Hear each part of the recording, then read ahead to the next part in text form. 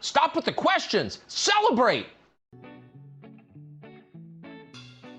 And then they say, is Donald Trump an intellectual? Trust me, I'm like a smart person. Yosemite's one of the wettest we've ever seen from the standpoint of water. Mike Lindell's a conspiracy. But you haven't. Person, woman, man, camera, TV. They said nobody gets it in order. It's actually not that easy, but for me it was easy. Amazing. He can't sit down. He's got a burning in his butthole. He's got a fire. He's got a flame coming out of his butthole. Big, massive dumps.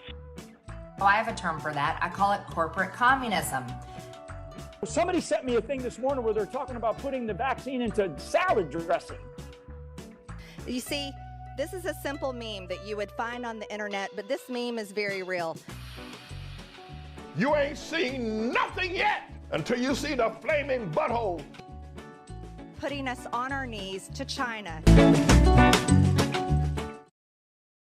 There's insanity in the control room. Who's got a hammer?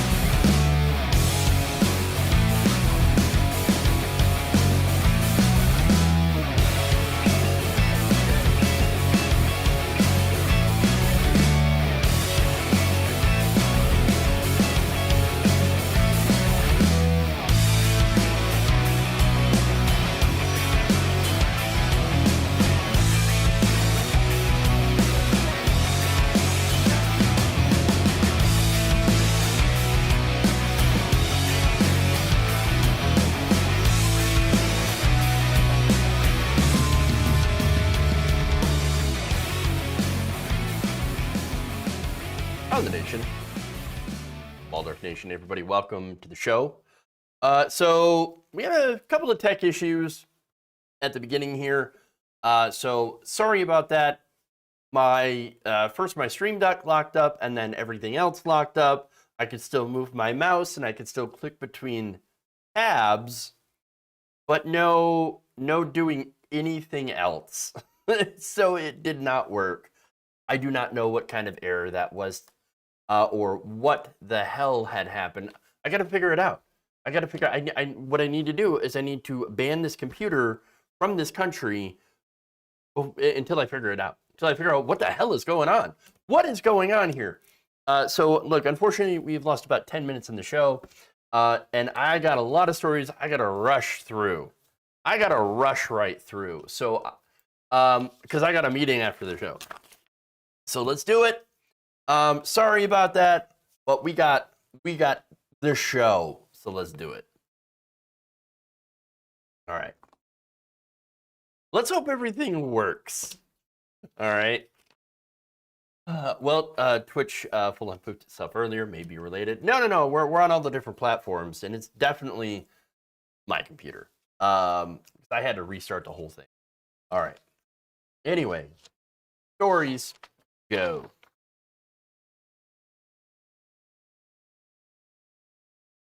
Eric Trump is out there with a brand new defense of his family and his father. And it's actually the most unintentionally honest and hilarious defense that I've ever seen. This is great. So on Tuesday, Business Insider reported that Trump spoke about Russia. Russia. Oh, here we go again. Now, he actually argues that he and his family were too stupid to have done any sort of collusion. Take a look. We weren't smart enough to collude with Russia. We didn't know what the hell we were doing. We didn't know what a delegate was.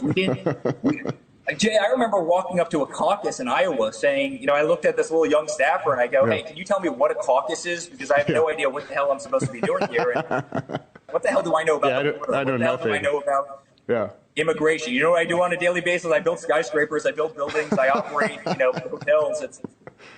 But we went out there and we spoke from the heart. We weren't smart enough to collude. What's a caucus? I don't know what a caucus is. What is that? What is that? What's politics? What's any of this? Fun. Hey guys, we couldn't have done this. We couldn't have done crime. We're just literally that stupid. Uh, well, fair enough. I believe him. I believe that they are too stupid. True. But here's the thing, right? Ignorance of the law is obviously not an excuse when you break the law. Or else everybody would be using it. Oh, officer, I didn't realize that I couldn't blow through this stop sign at 75 miles an hour. I had no idea. What's a stop sign? What's a stop sign? I don't know what that is. Nobody ever taught me what a stop sign means. What's that over there? Oh, nobody ever told me that I shouldn't, punch my neighbor in the face. I don't understand. Nobody told me that. I'm too stupid. I'm too dumb to figure out what a crime is. No, that's not it. No. Now, again, interestingly enough, this family does get away with a lot of stuff, with a lot of actual crime, by being too stupid. It's sort of ironic. But all right, anyway. Now, there were some weird connections between between the family and Russian oligarchs. Again, we know that Trump was a fan of dictators. He's a Trump of dictators. He's a fan of dictators. Trump is. People like Vladimir Putin, Duterte, all them, right? Kim Jong-un. And the reason that he loves dictators is because he really wants to be one. Now, that's not how our American system works, thank goodness. But still, that doesn't mean he doesn't want to. It doesn't mean the right doesn't want to be dictators. But yes, I agree. He is too stupid. Both Trump and both Donald Trump, Don Jr., and Eric Trump, probably the dumbest Trump kid. Yes, I think they're too stupid to have done collusion. To have planned that out the way that they did. Come on. There's no way any planning went into it. But that's the thing. Foreign entities, yes, you know what? Foreign entities, I do believe they tried to influence the Trump family. And not just from the Russians, by the way. It's from different countries all over. For example, the Saudis. Did the Saudis try to influence Trump? Yes. And he admitted it. He's like, what?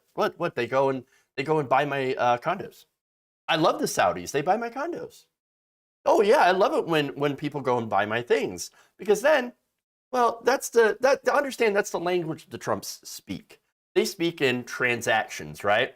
Oh, you buy something from me, you give me money, and I will listen to you. That's how this whole thing works. And he's not savvy enough to realize that that is actual corruption, and that you're not supposed to, as president of the United States or any sort of political office, accept help from a foreign country. And that's it.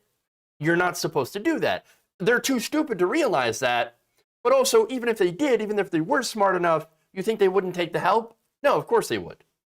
And they tried to take the help. And so, now here's the thing. Half the problem with Donald Trump is him being too stupid. It really is. I mean, again, he's not only incredibly unintelligent, but very uninterested in actually doing his job or learning how to do their job. Again, Donald Trump likes the title and the power of being president because he thinks he's just like a CEO. That's it. He's like, oh, I'm a president, CEO. Well, it's the same difference, right? No, it's actually not the same, which is why he would get flummoxed constantly and flustered. Like, I don't understand. I tell you to do these illegal things that are going to help me in my business, and you won't do them? That's super weird. Why aren't you doing the things that I tell you to do, even though that they're illegal? Or people tell me they're illegal. Because you can't do that. But again, he doesn't want to learn the job. He never did want to learn the job because jobs are boring. Boo jobs, right? Boo learning your job. Boo learning. Boo reading. I'm going to go out there on stage and I'm going to ramble. But that's the other problem with Trump. The ego. It's the ego. He's got to be a winner. He's got to be the greatest, the best, the smartest, the most powerful. And when you're a sociopath, well, it doesn't matter how you attain that power and privilege as long as you attain it. And so that's why he doesn't think about it as well. So, of course, do I think that the family tried to take every opportunity that they could to get power? Yes. And to keep it? Yes. Yes. If that meant with meeting with foreign nationals that they said could help Trump do that, then yes, I don't think that they would have refused. Honestly. Now, is it some weird nefarious conspiracy that Trump was colluding on secret and doing this massive plot and conspiracy with Putin to turn, like, what, the United States into the new Russia, Kremlin, whatever? No. And that's where the weirdo Russiagate stuff gets away from me, right? That's where it goes into conspiracy territory itself. You know what I'm saying? And look, again, there's Russiagate conspiracy on what it looks like both sides in this case. You got, liberals, establishment, Democrats that are like, Russia did everything. Russia broke my toenail. Can you believe the Russians, those dastardly Russians? No, that's, again, you're off in the realm of ridiculousness. There is actual stuff that foreign nationals did try to do and did try to influence. And then, of course, there's this stuff on the right wing, that's just all about, oh, no, the Russians are perfect angels and they did absolutely nothing. How dare you? How dare you impugn the great Vladimir Putin? Weirdo shit. Super weirdo shit. But again, the reality is Hillary Clinton lost not because of Russiagate. Hillary Clinton lost because she was terrible at politics. She's just not a good politician. And I say politician as in, like, really bad at doing campaigning and messaging. Her campaign and message did not resonate with the American people back in 2016. To a lot of people, she was actually a symbol of the system that was crushing them into the dirt. Now, of course, in that regard, Donald Trump ended up being no different in that functionality because he kept that system the same. And actually, no, didn't just keep the system the same. He actually made it worse, gave more tax cuts to the rich, did more deregulation, ended up hurting more people, ended up doing more unrestricted civilian deaths. And so actually hurt more people overseas, did worse. And so, yes, there's that. But again, that's with the power of hindsight. Even though I think that from my perspective, I knew that Donald Trump was an absolute liar. It's going to be an absolute disaster. But again, with the normal people, with the normies, with the people that are not involved in politics, they did hear that message from Trump fighting against the system. Again, total, complete lies. But they heard that and they were like, oh, yeah, no, I hate the system the way it is. Absolutely. Oh, yeah, the system is terrible. Oh, wonderful. You're going to change that? Great. It resonated with everyday people. And it resonated with people who are generally non-voters. And that's, by the way, where the Russians came into play, where you had the bots and you had the troll farms. They amplified that message. They used Facebook. They used different social media platforms, dropped tons of money into advertising, into buys, and that spread conspiracy theories and disinformation. And again, Hillary Clinton's a ripe target for that. The Clintons, the establishment, definitely ripe target for conspiracies and disinformation. And again, as a result, look, you look what they ended up getting from that. That did definitely have an impact in the election. It did have an impact. How far that impact was, I guess you could say maybe is debatable, but you just look at the results. Donald Trump won for 4 years. That's it. And then, of course, you look as a result of that presidency of that 4 years, and we've got half of all Republicans refusing to take vaccines. You have, we're about a year out after an insurrection attempt at the Capitol. You've got people who are poor. The poor have gotten poorer. The rich have gotten richer. Unfortunately, Biden hasn't done a whole lot to address any of those problems. But again, that's what weaponized stupidity has done to this country, as well as disinformation, as well as all of that, conspiracy theories. Now, as far as stupid, again, Eric Trump's probably the dumbest of the lot. And, well, just like his dad, he blurts it out. He's just absolutely honest about it.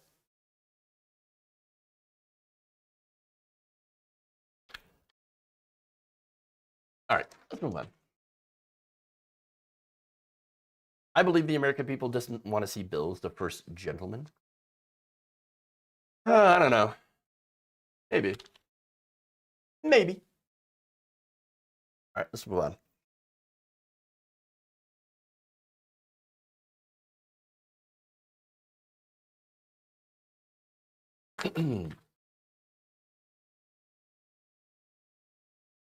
On Wednesday, former Minneapolis police officer Derek Chauvin pleaded guilty to federal charges of violating George Floyd's civil rights. So now Chauvin previously pleaded not guilty to that charge. Now, that charge, of course, stems from the murder of George Floyd, when he had held his knee on Floyd's neck for about 9.5 minutes. That led to his death. And by the way, the other officers that were with him are also facing this charge. Now, Chauvin was convicted in state murder charges of manslaughter. He was sentenced to 22.5 years in prison in that case. The federal charges are different. So understand that there's two different cases. We already had the state case in Minneapolis or Minnesota. And now you're going to have the federal case that involves civil rights charges. And so those actually might add another hefty prison sentence to Derek Chauvin. So he's not getting out for a very long time. Very long time. So now the federal charges included 2 counts alleging that Chauvin had deprived George Floyd of his rights by kneeling on his neck as he was handcuffed and not resisting, and then failing to provide medical care when he, basically had realized that George Floyd was dying and then had died. So 3 other officers, Thomas Lane, Jay Kwang, and Tao Thao, were indicted on federal charges alongside of Chauvin earlier this year. They're still on course for trial early next year on those charges. The state trial yet to come. So we're going to have to update on that later on. But in Minnesota, defendants with good behavior only serve about 2/3 of their sentence in prison, and the remaining 1/3 on parole. So Chauvin is actually expected to only serve about 15 years in prison and 7.5 years on parole. But then, of course, you add in the federal charges, which under the sentencing guidelines, Chauvin could end up getting a federal penalty ranging from 27 to more than 33 years in prison, with credit for taking responsibility, says Mark Osler, professor at the University of St. Thomas School of Law. Now, all right, so that, again, 27 to 33 years, that's on top of the 15 that he's very, very likely to spend in prison. So we know that 15 is absolutely guaranteed, at least, and now you're looking at that range. Now, the reason that there's a range and the reason that I'm not saying a concrete number for the federal charges is because the guidelines aren't mandatory. So Osler estimated that Chauvin would be sentenced toward the lower end of that range. So at least 25 to 27 years federal prison. And now what's interesting here is, again, he pleaded guilty. So there will be no jury trial. None. So that's it. And basically, he did that to avoid the jury trial. Now, that, of course, could mean that he gets more years or than he would have gotten in a jury trial, or less, really, depending on the jury that you would get. So I think he took a gamble and said, hey, look, I'm going to get slaughtered in a jury trial. I've already been convicted of manslaughter. This is not going to get any better. And so I'm just gonna plead. I'm just gonna plead out. Now, as part of that plea deal, Chauvin also pleaded guilty to violating the rights of a then 14-year-old boy during a 2017 arrest in which he held the boy by the throat, hit him in the head with a flashlight, and held his knee on the boy's neck and upper back while he was prone, handcuffed, and not resisting. Because, of course. Yeah. Of course. Now, again, that's important. This guy has a history of brutalizing people. He really does. He really does. Now, and he knows it. And this plea deal is basically him admitting to the fact that, yeah, I have no chance. Everybody can see my history. I've already been judged guilty once. I'm not going to take that thing again. I'm not going to take that chance. Now, in civil rights charges, And this is what's interesting about the law part of this, right? You've got to have, you have a pretty high bar to prove that you violated someone's civil rights. I'm gonna get into the details about that in just a minute. But you got to have a lot of confidence about your case if you're a federal prosecutor trying to bring those civil rights charges against someone else. In fact, prosecutors have to believe that the officer acted under the color of the law or government authority and willfully depriving someone of their constitutional rights. That is a very, very high legal standard. So, for example, if this ended up being an accident, for example, Kim Potter, right? So Kim Potter shot Dante right in the back.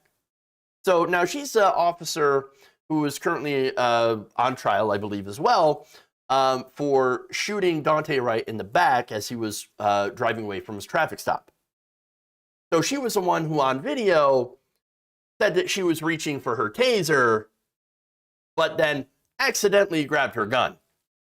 So that, knowing that case and how they would present that defense, would be more difficult to do a civil rights case on that, because she can say, well, look, I made a mistake. It was an accident. I grabbed the wrong weapon. And so I don't know if that would be enough to convince a jury. You'd have to go through the whole trial, the whole motion, et cetera, to figure that out, to suss that out, and of course to have a jury actually agree that.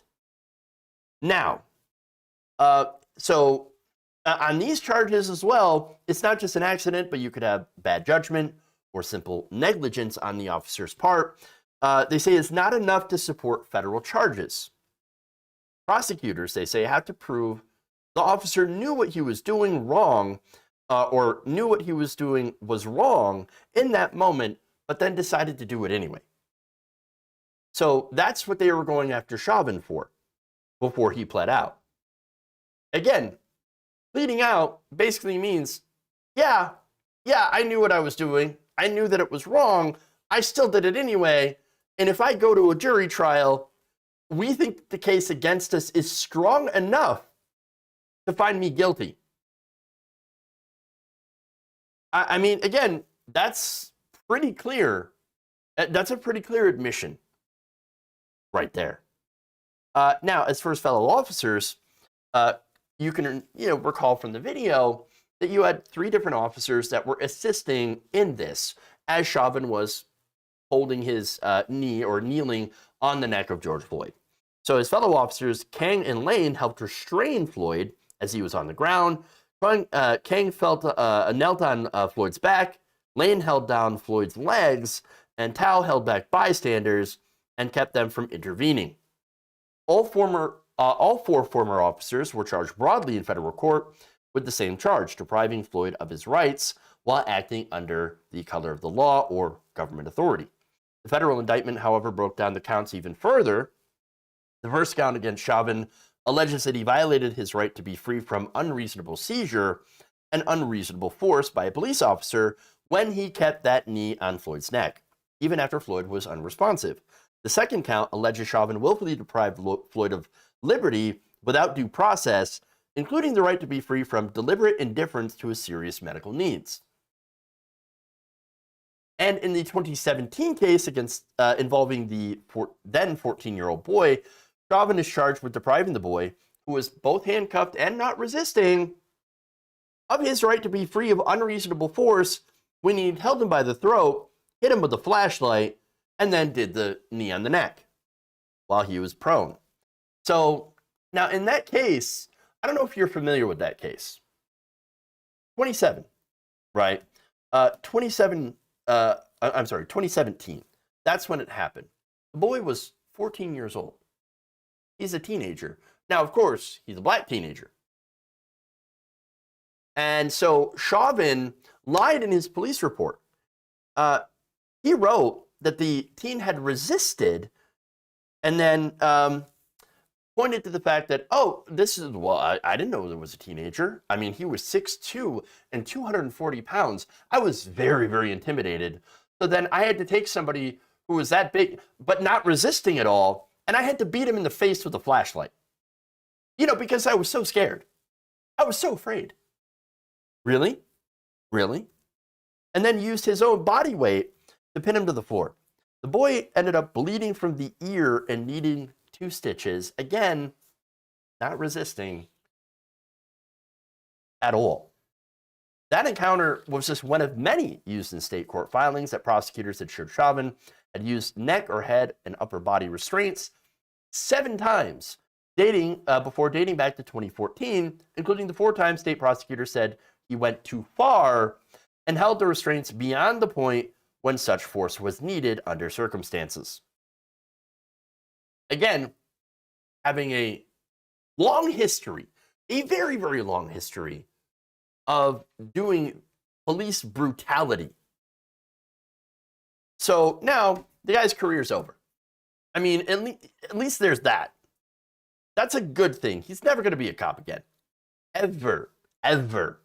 And he shouldn't be. And look, he's going to be serving a very, very long time in prison, as he should. Again, we're looking at, 40 plus years, at least? Now, here's the thing, though. And this is related. This is tangential to the case. This should not be the be-all, end-all. And the reason that I point that out is because a lot of people are using this case as like well, we got him. Racism defeated. No. Police brutality defeated. We don't need to do anything else. No, I don't agree with that at all. Again, his crimes were so obvious that even he was like, no, I'm going to get destroyed by a jury. No, not at all. No. Now, in other cases, though, we do have a long way to go.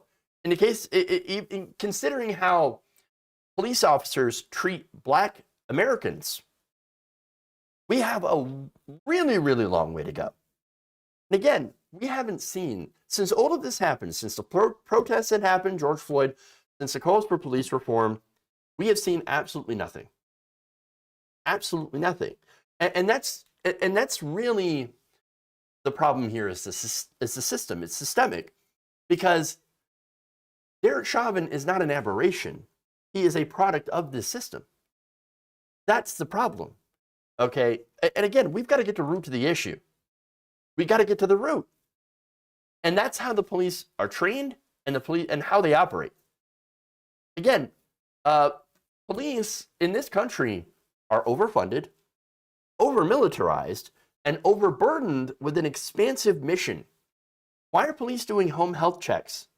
Why are they doing wellness checks? Why are they dealing with mentally ill people? Why are they solving domestic disputes that are nonviolent? Why are they doing that? They shouldn't be. They should be out there solving crimes. They should be getting people to court, as they're supposed to, and maybe providing some security. That's what they should do. They don't need to be doing the jobs that social workers are doing. And they don't need to be doing so being armed with deadly weapons. We don't need to be doing that. They also shouldn't be taught to use deadly force at any and all opportunities. We just shouldn't.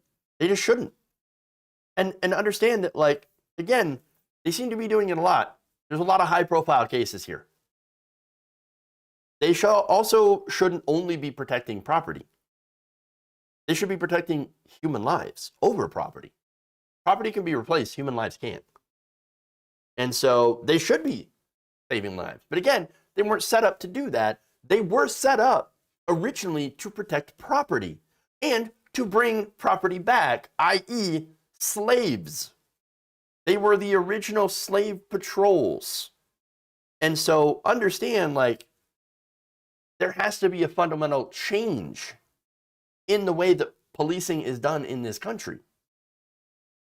And again, I bring this up because while the Chauvin verdict feels good, it is a form of justice, yes. The civil rights charges, I think, are a step in the right direction. I think he should spend the rest of his life in prison, honestly. But again, all that aside, understand that we have to go beyond Chauvin. We have to go beyond all this. Because there are more potential Derek Chauvins out there. There are more people that are created by this system that are like this. Again, That's part of, they tried to argue that this is part of the training. Oh, we're trained to do this. Well, they shouldn't be. They shouldn't be. That has to change. That has to change greatly. We have to fundamentally question the role of the police in our society and what's actually causing the Chauvins of the world to be created and to change that. If we actually want to have policing be held up to the ideal that a lot of us grew up believing originally, at least, you know, when it comes to the white community, right? Black community has always been pretty, and I hate to generalize too much, but I think it's fair to say that there's always been a little bit of distrust in especially the poor Black community.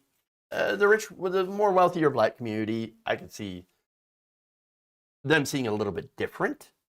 But again, regardless here, is that we have to start seeing police different and seeing the role that police play differently and try to change it to be more like the ideal that they're supposed to, protecting people over property, protecting lives, and actually helping people like they were supposed to. I'd love to see that there's an actual officer friendly to everyone, not just people who look like me. Little hope I have. And we've got a lot of, maybe we'll never be able to make it like that. Maybe we'll never be able to fix it like that. And we'll need different solutions. But the way that I see it now, we're not even working on solutions. And we have to be. We need to be.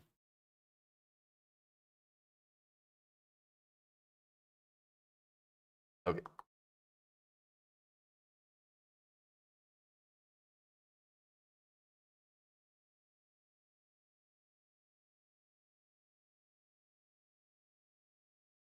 Go to Marjorie Taylor Greene.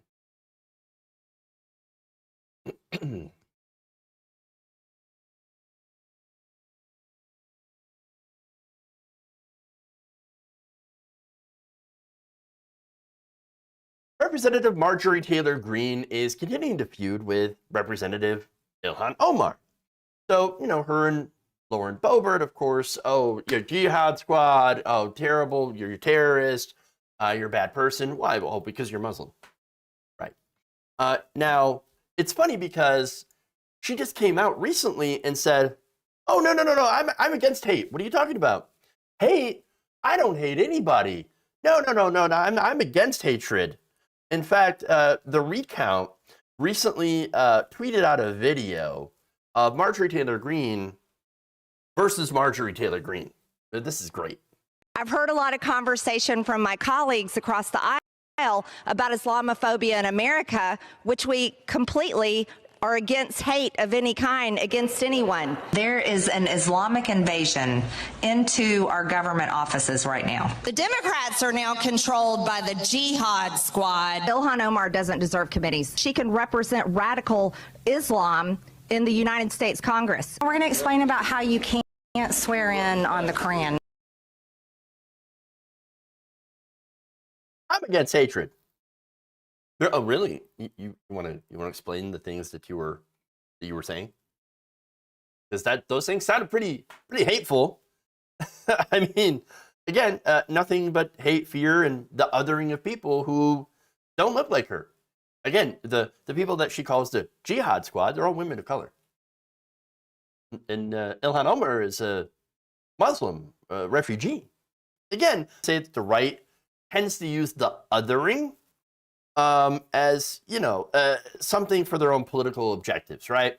To reach those objectives, which generally tend to be you other people, you divide people, and then when they're, you know, when they're divided, whatever, then you use that to basically cut, etc. In this